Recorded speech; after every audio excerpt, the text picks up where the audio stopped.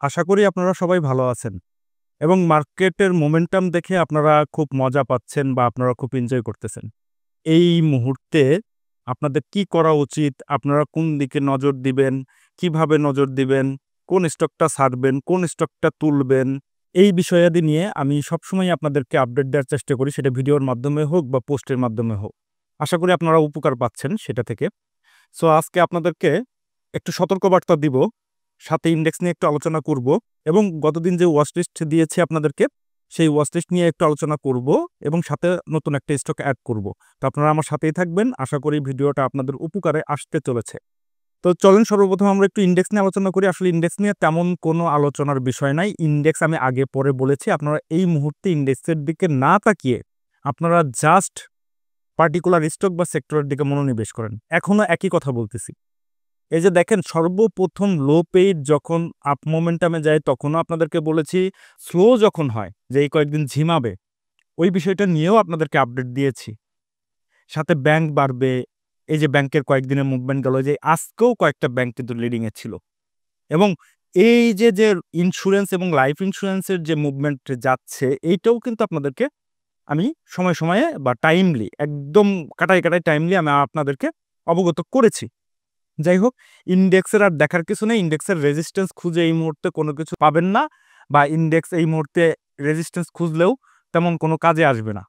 আপনারা শুধুমাত্র পার্টিকুলার স্টকের দিকে বা সেক্টরের দিকে মনোনিবেশ করেন এবং ভলিউমটা দেখেন, গ্র্যাজুয়ালি ভলিউম বাড়তেছে। এটা ভালো লক্ষণ।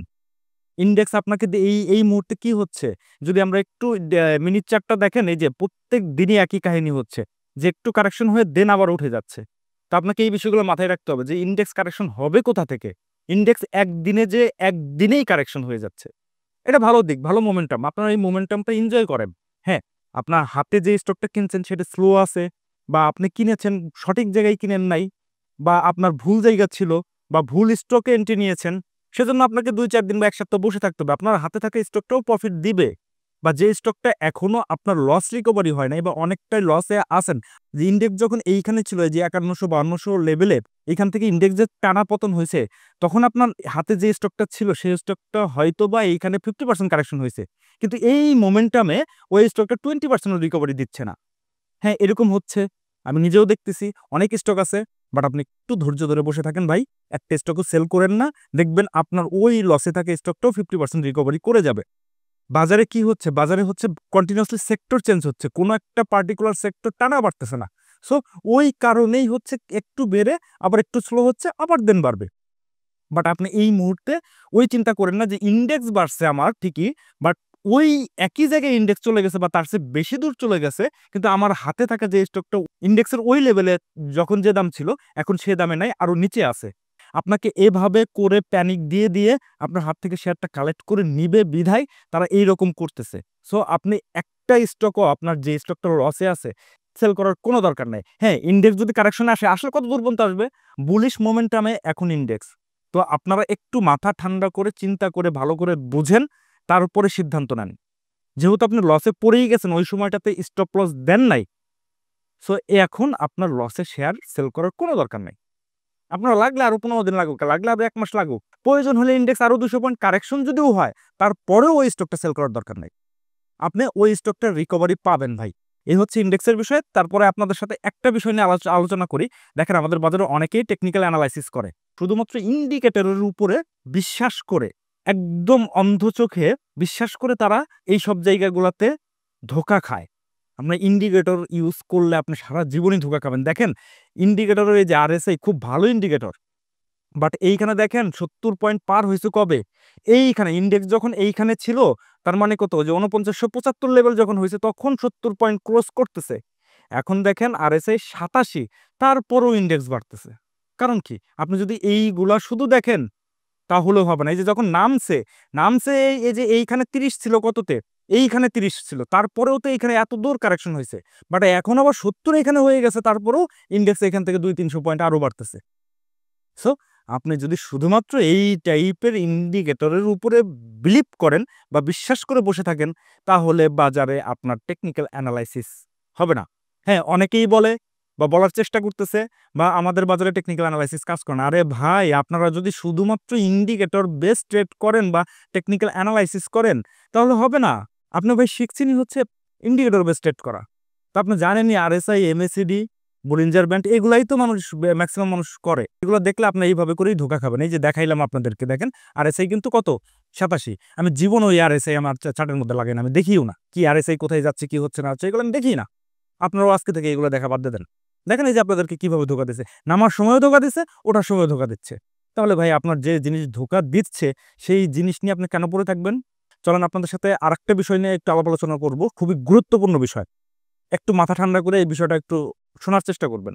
যেখানেই দেখবেন যে 100% গ্যারান্টি দিচ্ছে, ডাবল হবে, ট্রিপল হবে, একদম confirm hit item, hot item, cold item, এইরকম বহুত আইটেম দিচ্ছে, তাদের পাল্লা থেকে একটু সতর্ক থাকবেন। তাদের পাল্লায় পড়বেন না। পড়লে ভাই এই মুহূর্তে আপনাকে অধিক দামে যে স্টকটা 50%, 70%, 80% বেড়ে গেছে ওই টাইপের স্টক কিনে আপনাকে ধরিয়ে দিয়ে তারা ফুটে যাবে। তাদেরকে দেখবেন যে পরবর্তী তার বাজারে খুঁজে পাচ্ছেন না। সো আপনারা যারা আমার ভিউয়ার আছেন, আমি আপনাদের ভালোবাসি, আপনারা আমার শুভাকাঙ্ক্ষী, যে কারণে আপনাদেরকে এই সতর্কবার্তাটা দিচ্ছি। আপনারা এই টাইপের ভুইফোর অ্যানালিস্ট তাদের থেকে দূরে থাকবেন। হ্যাঁ, আপনারা শুনতে পারেন, মানুষের পরামর্শ শুনেন, জ্ঞান চক্ষু দিয়ে দেখতে হবে যে ওই অ্যানালিস্ট বা ওই ব্যক্তিটা আপনাকে কোন লেভেলে স্টকটা সাজেস্ট করতেছে, সেই স্টকটা বর্তমানে 80% বেড়ে গেছে কিনা, 70% বেড়ে গেছে কিনা আপনাকে দেখতে হবে। হ্যাঁ, যদি নিচের দিকে স্টক থাকে তাহলে আপনি সেইগুলো নিয়ে আপনি আপনার মতো করে অ্যানালাইসিস করেন বা আপনি আপনার মতো করে চিন্তা করেন। বাট একদম পিকে চলে গেছে ওই টাইপের স্টক নিয়ে, দেখেন ভাই, তারা যদি জানতোই যে স্টকটা বাড়তেছে তাহলে তারা কেন নিচের দিকে স্টকটা সাজেস্ট করতেছে না? তারা কেন স্টকটা 50%, 70% বেড়ে যাওয়ার পরে তারপরে স্টকটা সাজেস্ট করতেছে? তার মানে ওইখানে ডালমে কুছ কালা है। আপনারা এই বিষয়টা একটু মাথায় রাখবেন এবং এই টাইপের বাটপারদের পাল্লা থেকে আপনারা নিজেদেরকে সতর্ক রাখবেন। আসলে আপনারা বলতে পারেন, ভাই আপনিও তো অ্যানালাইসিস দেন। ভাই আমার অ্যানালাইসিসের প্যাটার্নটা একটু বোঝার চেষ্টা করেন। আমি কোনো স্টক বাড়তি দামে কখনোই আমার ওয়াচ লিস্টে নিয়ে আসিনি এবং আপনাদেরকেও ওই স্টকটা নিয়ে কোনো আলোচনা করি না। হ্যাঁ, নিজে অনেক সময় ট্রেড করি, সেটা আমি জানি বুঝি কোথায় বের হইতে হবে, কিভাবে বের হইতে হবে সেটা জানি। বাট আপনারা তো ওই স্টকটা সম্পর্কে জানেন না বা স্টকের মুভমেন্ট সম্পর্কে ওইভাবে বুঝেন না। যে কারণে আমি বারবার করে এই কথাগুলো বলার চেষ্টা করতেছি আপনাদেরকে। এই টাইপের মানুষ থেকে এখন একটু সতর্ক থাকেন, যেহেতু বাজার হিট অবস্থায় আছে, ইন্ডেক্স পিকে আছে, তো যেকোনো মুহূর্তে যেকোনো কিছু হতে পারে। সব স্টক হবে না, আমি সেই কথা বলতেছি না। যে স্টকগুলো অলরেডি বাড়তি দামে হয়ে গেছে সেইগুলা হয়তোবা আপনি আটকে যেতে পারেন। হ্যাঁ, আপনি এখান থেকে বেরোতেও পারবেন, সেটা নিয়েও সন্দেহার নাই। বাট আপনি যে আটকে গেলেন সাময়িকভাবে, এতদিন ভাই আটকে ছিলেন, কিন্তু আবার নতুন করে যদি আটকে থাকেন তাহলে আপনার এই বাজারে থেকে লাভ কি? এই বাজারটাই যে এখন মোমেন্টাম দিচ্ছে, এই বাজারটা এনজয় করেন। এই বাজার থেকে যত টাকা হারাইছেন চেষ্টা করেন তার দ্বিগুণ টাকা আর্ন করতে। কিভাবে করবেন সেটা নিয়ে আপনি নিজে প্ল্যান করেন এবং প্রয়োজন হলে এক্সপার্টদের ওপিনিয়ন নেন। সিদ্ধান্ত আপনি নেন, ওপিনিয়ন নিতে পারেন, সিদ্ধান্ত আপনি আপনার মতো করে নেন। আপনি জাস্ট ঠান্ডা মাথায় চিন্তা করে দেখবেন যে স্টকটা এই মুহূর্তে বটম লেভেল থেকে কত দূর পর্যন্ত উঠছে। যদি 10-20% এর মধ্যে থাকে তাহলে গুড। আর যদি তার চেয়ে বেশি হয়ে যায়, 30-40-50% বা 70% বেড়ে গেছে, তাহলে সেইখানে কোনো ঘাপলা আছে। তো ওইসব স্টক থেকেও দূরে থাকবেন এবং ওইসব মানুষ থেকেও দূরে থাকবেন। তো চলেন আমি আপনাদেরকে একটা জিনিস দেখাবো যে প্রত্যেকটা সেক্টরাল মুভমেন্টের আগে আমি আপনাদের কি ধরনের মেসেজ দেই এবং কি ধরনের মেসেজ দেওয়ার চেষ্টা করি। এই যে লো পেইড যে স্লো হতে চলেছে, আমিই কিন্তু আপনাদেরকে বলেছিলাম। সেক্ষেত্রে অনেকেই অনেকভাবে আমার সমালোচনা করেছেন। I don't care. বাট আমি আপনাদেরকে ভালো চাই বিধায় এই বিষয়গুলো আপনাদেরকে বোঝানোর চেষ্টা করি। এই যে দেখেন ২০ জুলাইতে আমি লাস্ট রবিবারে আপনাদেরকে একটা ভিডিওর মাধ্যমে বলেছিলাম যে সামনে কোন সেক্টরে লিডিং আসতে পারে, কোন সেক্টরের দিকে আমরা মনোনিবেশ করি। সামনে আমি যেটা মনে করতেছি যে আগামী কয়েকদিনের জন্য আমরা ছোট শেয়ার ব্যাংকের এবং ওই যে আগে বলে রাখছি লাইফ এবং ইন্স্যুরেন্স, এগুলো ভুলে গেলে চলবে না। এই ২-৪ দিন একটু স্লো থাকবে শেয়ারগুলা, বাট এগুলো আবার র্যালি করা শুরু করবে। এগুলোর মধ্যে already smart money built in মানে ঢুকে গেছে। এরা কি করে, এই যে ধরেন এই যে লাইফ ইন্স্যুরেন্স বা ইন্স্যুরেন্স এখন এই মুহূর্তে একটু স্লো আছে, কি কারণে স্লো করছে?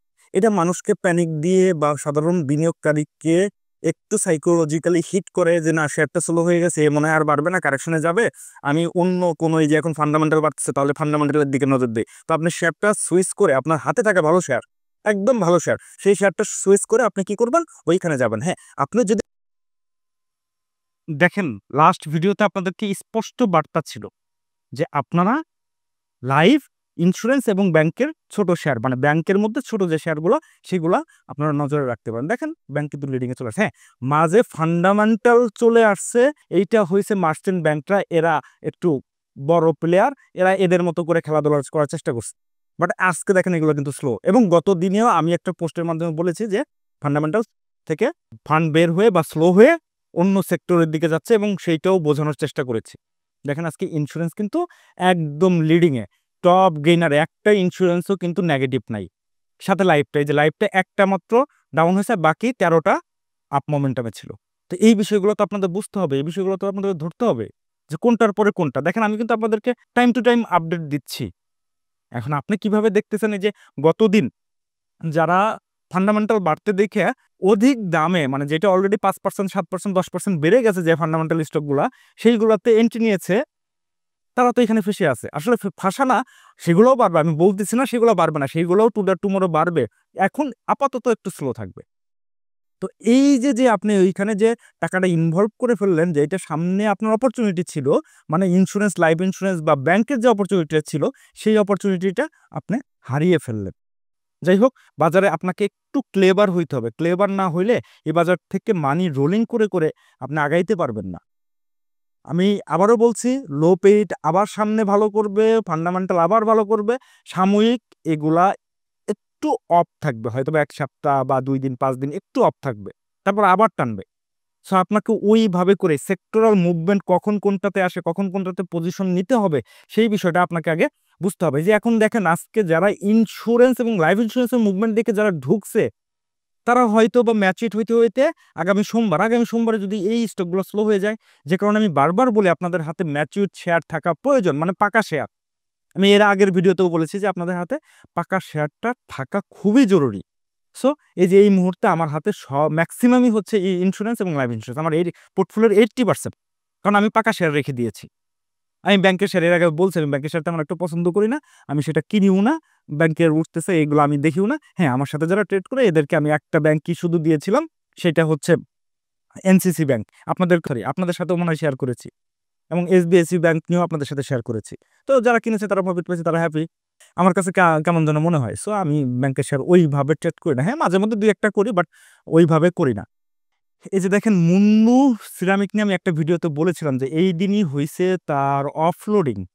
এই দিন কি ছিল, তার একটা ভালো নিউজ আসছিল যে তারা বাইরে মাল রপ্তানি করবে। দেখেন এরপরে থেকে কিন্তু একদিনও শেয়ারটা বাড়ে নাই, মানে ৯৬ টাকার ঘরে স্টকটা গিয়েছিল, এখন ৮৯ টাকার ঘরে। তো এই বিষয়গুলোই আপনাদেরকে বোঝানোর চেষ্টা করি যে ভালো নিউজে সবসময় মাল বিক্রি করতে হয়, খারাপ নিউজে সবসময় মাল কিনতে হয়। তো মালটা দেখেন এখন স্লো। হ্যাঁ, আমি বলতেছি না এই মালটা আর বাড়বে না, অবশ্যই বাড়বে, বাট এই মুহূর্তে যে স্লো। আপনি যদি এই দিন দেখে কিনেন, এখন তো লসে আছেন, আপনার তো বিক্রি করতে মন চাবে না যে আমি লসের শেয়ারটা বিক্রি করে দেবো, আর একটা শেয়ার যদি সুইচ করি সেটাও তো যদি লস হয়, তখন আমি কি করব? এরকমই হয় আমাদের সাথে, যে একটা শেয়ার বিক্রি করে দিয়ে আরেকটাতে ঢুকলাম, সেইটাও লসে চলে গেল, কিন্তু এটা আবার উপরে চলে গেল। এইভাবেই হয় আর কি আমাদের সাথে। তো কিন্তু এই বিষয়গুলো আপনার জানতে হবে। টেকনিক্যাল অ্যানালাইসিস করলে অ্যানালাইসিসের মতো করতে হবে, সাইকোলজিক্যাল অ্যানালাইসিসটাও আপনাকে সাথে জানতে হবে। শুধু টেকনিক্যালটা জানলে হবে না, সাইকোলজিটাও জানতে হবে। হ্যাঁ, আপনারা যদি এখন বিভিন্ন ইন্ডিকেটর বেস ট্রেড করেন, এবং সেইটা কাজ করতেছে না, সেটা দেখে যদি আপনারা এসে বলেন, বা কেউ এসে বলে যে আমাদের বাজারে টেকনিক্যাল অ্যানালাইসিস কাজ করে না, ভাই তিনি টেকনিক্যাল অ্যানালাইসিসের টিও জানে না। সত্যি কথা, এখন এই কথা বলতে আমি বাধ্য হইলাম। যিনি এইসব কথা বলবে যে আমাদের বাজারে টেকনিক্যাল অ্যানালাইসিস কাজ করে না, তিনি টেকনিক্যাল অ্যানালাইসিসের টিও জানে না। উনি যদি এখন ইন্ডিকেটর বেসে যে আপনাদেরকে দেখাইলাম, হবে না, সেটা হবে না, সেটা আমিও জানি। গতদিন আপনাদের সাথে যে ওয়াচ লিস্টটা শেয়ার করেছিলাম, সেটা নিয়ে একটু কথাবার্তা বলি। এই যে প্রথমেই আছে ডিজিআইসি। হ্যাঁ, ডিজিআইসি নিয়ে আমি একটু কথাবার্তা বলবো। আজকে আমার ফেসবুক পোস্টে একটা পোস্ট করেছিলাম এটা নিয়ে, হয়তোবা ইউটিউবে দেইনি, ফেসবুকে দিয়েছি। এটা নিয়ে একটু কথাবার্তা বলবো। তো তারপরে এটা বলে নেই, শেষের দিকে এটা নিয়ে একটু ব্যাখ্যা দেবো। এটা সুন্দর একটা ব্যাখ্যা আছে, এবং আপনাদের খুব শিক্ষণীয় একটা বিষয় আছে। এটা আপনাদের জানা খুবই জরুরি বিষয়। দেখেন এইটা বাই পয়েন্ট ছিল কত, 24 টাকা 50 পয়সা। এটা আজকে ক্লোজিং ভালো দিছে, 25 টাকার উপরে ক্লোজিং দিছে। মেঘনা লাইফ এই যে ৫১ টাকা, আজকে হয়তো ৫২ টাকার উপরে ক্লোজিংটা দিয়েছে, বেশ ভালো পজিশন। যে বারাকা পাওয়ার, এটা একটু আজকে স্লো হয়েছে, কারণ হচ্ছে আপনার লাইফ এবং ইন্স্যুরেন্স লিডিং এ চলে আসছে। আপনারা জানেন যে লাইফ এবং ইন্স্যুরেন্স যদি লিডিং এ চলে আসে, তখন অন্যান্য সেক্টরের স্টকগুলো একটু স্লো থাকে। সো এইটা নিয়েও ভয়ের কিছু নাই, আপনারা চাইলে আস্তে আস্তে এগুলো কালেক্ট করতে পারবেন। এগুলো 1 দিন 2 দিনের ট্রেড না, এগুলো পজিশন ট্রেডিং এর জন্য। আপনারা নিবেন 1 সপ্তাহ 2 সপ্তাহ রাখবেন, তারপরে, তার আগে না। আপনি আজকে নিলেন T+2, আমি এখানে বলেই দিছি যে এগুলা, এই যে দেখেন পজিশন ট্রেডের জন্য, নট ফর শর্ট, শর্টের জন্য না কিন্তু পজিশন ট্রেডের জন্য। নাভানা ফার্মা আজকে অ্যাডাম নিয়েছিল, বাট ওই যে ইন্স্যুরেন্স, লাইফ ইন্স্যুরেন্স বা বাড়ছে দেখে এটাও একটু স্লো হয়েছে, বাট এটা পজিশন এখনো ভালো আছে। আর ডি ফুটেরও সেম অবস্থা, এটাও ভালো করবে সামনে। তো আপনারা চাইলে এই 5টা স্টক নজরে রাখতে পারেন। এখন আমি ইন্স্যুরেন্স এবং লাইফ ইন্স্যুরেন্স যদি আপনারা ইন দ্য মিন টাইমে নিয়ে থাকেন আজকে, তাহলে আপনাদের জন্য শুভকামনা। আর যদি না নিয়ে থাকেন তাহলে এইগুলা একটু বেড়ে গেছে, তো আপনার ম্যাচুর ডেট নিয়ে একটু ঝামেলাও পড়তে পারেন। তো আমি বলবো যে এইগুলা নিলে অল্প কিছু নেন, বেশি নেওয়ার ক্ষেত্রে আপনারা একটু অ্যাভয়েড করেন। অল্প অল্প কিছু চাইলেও নিতে পারেন, বাট বড় পরিসরে নিতে গেলে একটু, হ্যাঁ, বাড়তে পারে, টানা 1 সপ্তাহ থাকতে পারে, বাট আমাদের বাজারের প্রিভিয়াস এক্সপিরিয়েন্স কি, যে একটা সেক্টর বা পার্টিকুলার স্টক বাড়লে 2-3 দিন বাড়ার পরে আবার একটু স্লো হয়ে যায়। সো আপনি যদি আজকে নেন, দেখেন আজকে লিডিং এ আসছে, এরপরে যদি আর 1 দিন বাড়ে, ম্যাচুর ডেটের দিন যদি আবার স্লো হয়ে যায়, তাহলে আবার একটু ঝামেলায় পড়তে হবে। তো এই 5টা আপনাদের জন্য ওয়াচ লিস্টে ছিল, এখনো এই 5টাই বলবৎ আছে। সাথে আরেকটা স্টক নিয়ে একটু আলাপ আলোচনা করব, চলেন। নতুন একটা স্টক আমার চোখে পড়েছে আজকে, সেইটা নিয়ে একটু বলি। শেয়ারটা হচ্ছে জেডের শেয়ার, ফরচুন। দেখেন শেয়ারটা এইখান থেকে একটা মুভমেন্ট দিছে, বাট শেয়ারটাই যে কারেকশন হচ্ছে, প্রাইস বেশি একটা কারেকশন হচ্ছে না, টাইম কারেকশন হচ্ছে। মার্কেট বুলিশ মোমেন্টামে থাকলে সেখানে টাইম কারেকশন হয়, প্রাইস কারেকশনটা খুবই নগণ্য হয়, এবং সেটাই হচ্ছে, এবং সাথে ভলিউম কমে গেছে। এটা খুব ভালো সাইন। আপনারা যদি কেউ জেডের শেয়ার কিনতে চান বা কিনে রাখতে চান, আগামীতে হয়তো বা যখন ইন্ডেক্স কারেকশনে আসবে, ইন্ডেক্সটা একবারে টানা বাড়বে না, কোনো না কোনো সময় তো কারেকশনে আসবে, আসলে তখন এই স্টকগুলো ভালো করার, মানে জেডের স্টকগুলো ভালো করার সম্ভাবনা বেশি থাকে। সো আপনারা চাইলে এই মুহূর্তে টুকটুক করে এটা কালেকশন করে রাখতে পারেন, কারণ জেডের শেয়ার ম্যাচুর হতে আবার সময় লাগে। সো ম্যাচুর ডেটটা যাতে আপনারা পান, হাতে যাতে পাকা শেয়ারটা থাকে, সেজন্য 2-3 দিন আগেই পজিশন নিয়ে রাখাটা ভালো আমি বলে মনে করি।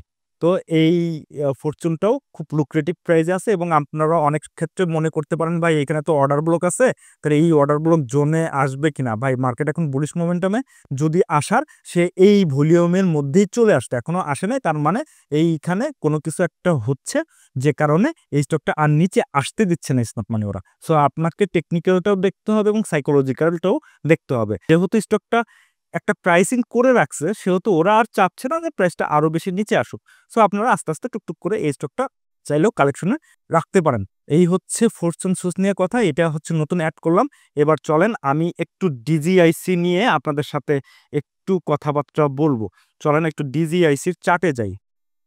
এই যে দেখেন ডিজিআইসি আমি গতকালকে আপনাদেরকে দিয়েছিলাম, এবং আজকে এই ডিজিআইসি 23 টাকা 60 পয়সায় যখন মারে, তখন আমার ফেসবুকে যারা ফলোয়ার আছেন তাদের উদ্দেশ্যে আমি একটা বার্তা দিয়েছিলাম যে ডিজিআইসি মনে হচ্ছে কোড চেঞ্জ হচ্ছে, এই মুহূর্তে নতুন বাই থেকে বিরত থাকুন। এই কথাটুকু আমি বলেছিলাম। এর কারণ হচ্ছে ভাই এই জায়গাটাতে, মানে এই যে 23 টাকা 60 পয়সাতে মাল ক্রসিং হয়েছে। ক্রসিং কি জিনিস সেইটা, মানে ক্রসিং আমি আপনাদেরকে একটু বোঝাই।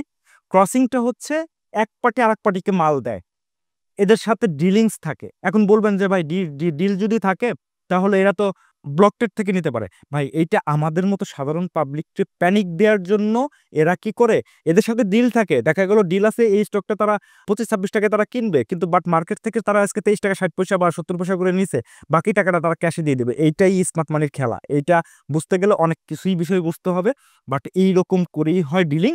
কিন্তু আমি কেন আজকে এই সতর্কবার্তা আপনাদেরকে দিলাম, ভাই দেখেন ক্রসিংটা আমি অবশ্যই ফলো করি, এবং ক্রসিং করে যে স্টকটা দাঁড়ায় যায় সেই স্টকটা সবসময় ভালো করে। এইটা আমার প্র্যাকটিক্যাল এক্সপিরিয়েন্স থেকে আমি বলছি, যখন মাল ক্রসিং হয়। কিন্তু ঘটনা হচ্ছে ডিজিআইসির এই মালটা ক্রসিং হয়েছে গতকালকে এই যে 23 টাকা লেভেলে মালটা ক্রসিং হয়ে গেছে। হয়ে যাওয়ার পরে যখন দাঁড়াইছে, তখন কালকে আমি আপনাদেরকে একদম ফার্স্ট লিস্টে এই স্টকটা নিয়ে এসেছি। কিন্তু সেকেন্ড টাইম যে ক্রসিং হবে, এইটা আমি অন্য কোনো স্টকে পাই নাই বা অন্য কোনো স্টকে দেখি নাই যে সেকেন্ড টাইমও মাল ক্রসিং হয়। সচরাচর এই এই টাইপের জিনিস হলে, মাল ক্রসিং হলে একবারই হয়, বাট এইটা হয়েছে 2 বার। গতকালকে হয়েছে, আজকেও হয়েছে। আজকে যখন সেকেন্ড টাইম ক্রসিং হচ্ছিল, তখনই আমার কাছে খটকা লাগছে যে মাল হয়তো বা নাও দাঁড়াইতে পারে। যারা এখনো কিনেন নাই, নতুন করে আর তারা কিনেন না, যারা কিনেছেন তারা তো কিনেই ফেলেছেন সকালবেলা, বা গতকালকে যারা কিনেছেন তারা তো কিনেইছে। বাট যেহেতু আমি এই স্টকটা আমার ওয়াচ লিস্টে নিয়ে এসেছিলাম, আমার দায়বদ্ধতার জায়গা থেকে আপনাদের সতর্ক করেছি যে ভাই মালটার এই রকম আমার ভালো লাগতেছে না বা এই রকম হয় না সচরাচর, যে কারণে আমি বলেছি যে এটা থেকে একটু দূরে থাকে, এতটুকু। হ্যাঁ, এই যে মালটা এখন দাঁড়াই গেছে, এখন ঠিকঠাক আছে। যখন ক্রসিং হয়ে মালটা দাঁড়ায় যায় তখন মাল ঠিক থাকে, বাট যখন ক্রসিং হওয়ার পরও মালটা না দাঁড়িয়ে আরো নিচে আসার চেষ্টা করে, তাহলে ভাববেন যে মাল হয়তো বা আরো নিচে আসবে বা আরো নিচে আনার চেষ্টা করবে তারা। এইটাই হচ্ছে বিষয়। সো আপনারা এটা নিয়ে ওয়ারিড হয়েন না, যারা নিয়েছেন ডিজিআইসি এখনো পর্যন্ত ভালো আছে, যেহেতু সেক্টরাল মুভমেন্টে আছে সেহেতু আর তেমন অসুবিধা নাই। তবে এই স্টকটা আমার ক্ষেত্রে খুবই ফেভার করে, আমি এই 20 টাকার লেভেল থেকে এই স্টকটা ট্রেড করতেছি। একবার গেছে যে 24 টাকা প্লাস একবার সেল করছি, আবার এইখানে যখন এই ক্যান্ডেলটা হয়েছে যে ম্যানিপুলেশন ক্যান্ডেল বলি আমি এটাকে, এই ক্যান্ডেলের ঠিক এইখানে আবার 23 টাকা 20 পয়সা আবার কিনতে পেরেছিলাম।